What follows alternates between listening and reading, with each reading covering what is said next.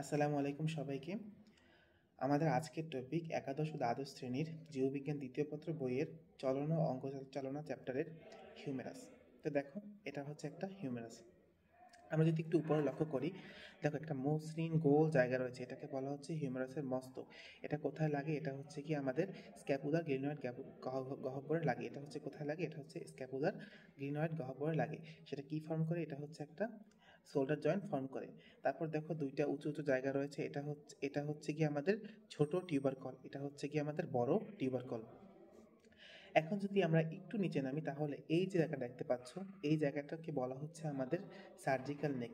কেন এটাকে সার্জিক্যাল নেক বলা হচ্ছে? কারণ হচ্ছে গিয়ে কোনো দুর্ঘটনা হোক বা অন্য কোনো কারণে হোক, আমাদের যদি হিউমারাসে কোনো ফ্র্যাকচার দেখা যায়, কোনো ভাঙন দেখা যায়, তাহলে সাধারণত এই সার্জিক্যাল নেকই ভাঙন দেখা যায়, তাই জন্য এটাকে সার্জিক্যাল নেকই বলা হয়।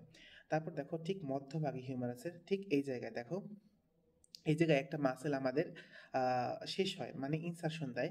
তোমরা ইনসারশন শব্দের সাথে পরিচিত না, তাই আমি বললাম যে শেষ হয়। দেখো এই জায়গায় একটা মাসেল শেষ হয়। এই মাসেলটার নাম অনুযায়ী এই জায়গাটার নাম দেওয়া হয়েছে ডেলটয়েড রিজ। ডেলটয়েড মাসেলটা এইখান থেকে এসে তোমার এই জায়গায় শেষ হয়, এই জন্য এটাকে বলা হচ্ছে ডেলটয়েড রিজ। দেখো হিউমারাসের ঠিক মধ্যভাগে তাহলে আমরা কি পেলাম? এটাকে পেলাম আমরা ডেলটয়েড রিজ।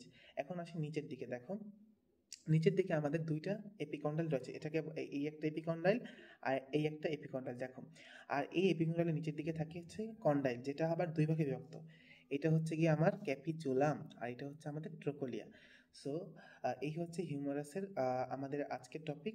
তোমরা যারা বুঝতে পেরেছো তাদেরকে সবাইকে অভিনন্দন জানাচ্ছি, এবং যারা বুঝতে পারো যারা কমেন্টে জানিও তোমাদের কী কী সমস্যা। ধন্যবাদ সবাইকে।